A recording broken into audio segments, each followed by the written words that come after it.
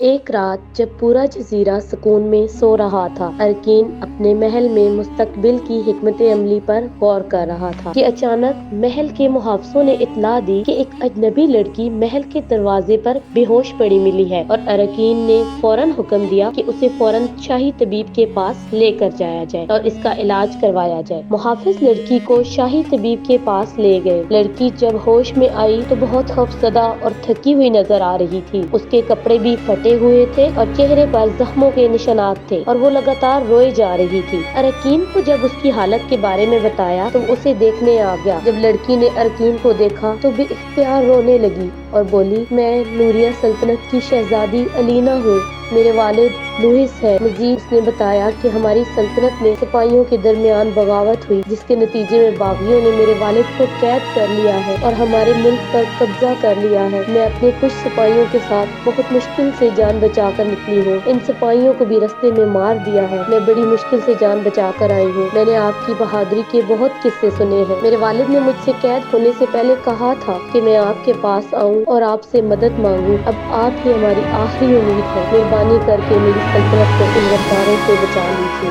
ارکین نے جب یہ سنا تو اس کے دل میں رحم اور جوش دونوں جاگ اٹھے۔ اس نے جان لیا کہ یہ محض لڑکی ایک فریاد لے کر نہیں آئی، بلکہ انصاف کی ایک پکار ہے۔ اس نے اریا سے مشورہ کیا اور یہ بھی جنگ میں ساتھ دینے کے لیے تیار ہو گئے۔ ارکین نے فوراً اپنی بہترین فوج کو تیار کرنے کا حکم دیا۔ یہ کوئی معمولی جنگ نہیں تھی، بلکہ ایک سلطنت کی بقا تھی۔ ارکین جانتا تھا اب اس کا مقابلہ ایک قبیلے سے نہیں بلکہ ایک پوری سلطنت سے ہے، اسی لیے اس نے جزیرے کے تمام قبائل میں سے اچھے جنگجو چنے جو ہر حال میں لڑنا جانتے تھے۔ ارکین نے بہت بڑی فوج بنائی اور انہیں جدید جنگی ہتھیار دیے۔ نوریہ کی سلطنت سمندر پار تھی، اسی لیے اسے ایک سب سے پہلے مضبوط بحری بیڑا تیار کیا تاکہ فوج محفوظ طریقے سے وہاں پہنچ سکے۔ جیسے ہی وہ نوریہ کے ساحل پر پہنچے، شہزادی الینا کی آنکھوں میں امید کی روشنی نظر آئی۔ نوریہ پر باغیوں کی مکمل حکومت تھی، وہ تعداد میں زیادہ تھے اور سلطنت کے قلعوں پر مورچہ زن تھے، مگر ارکین کو اپنی حکمت عملی اور جنگی مہارت پر پورا بھروسہ تھا۔ اس نے سیدھا لڑنے کے بجائے دشمن کو چالاکی سے گھیرنے کا منصوبہ بنایا۔ اس نے فوج کو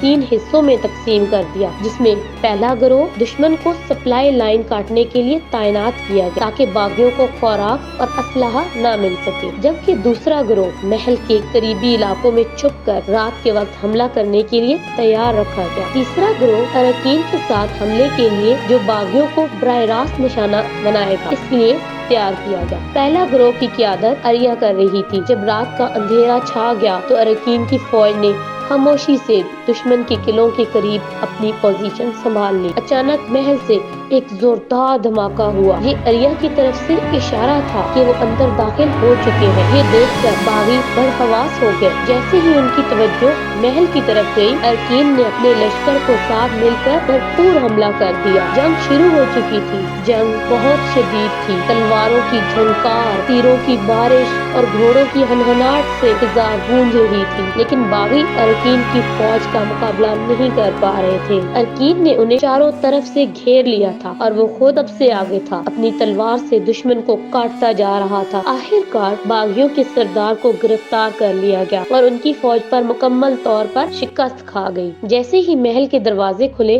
بادشاہ لوئس کو قید سے آزاد کرا لیا گیا۔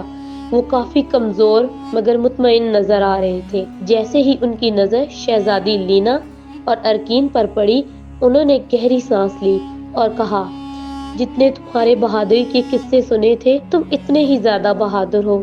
تم نے میری سلطنت بچائی ہے۔ میں تمہیں اپنا سب کچھ سونپنے کے لیے تیار ہوں۔ اگر میری بیٹی راضی ہے تو میں چاہتا ہوں کہ تم دونوں شادی کر لو تاکہ ہماری سلطنتیں ہمیشہ کے لیے متحد ہو جائیں اور تم یہاں کے بادشاہ بن جاؤ، نیوزی لینڈ کی طرح، اور مجھے یقین ہے کہ تم ایک اچھے شاہ ثابت ہوگے۔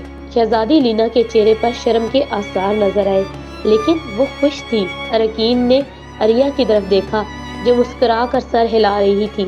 اریا کو معلوم تھا ارکین ایک عظیم جنگجو ہے اور لینا کے ساتھ مل کر اس کے ساتھ اتحاد کر کے دونوں سلطنتوں کو مزید طاقتور بنا دے گا۔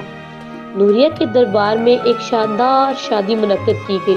یہ شادی محض ایک بندھن نہیں بلکہ 2 عظیم سلطنتوں کے اتحاد کی علامت تھی۔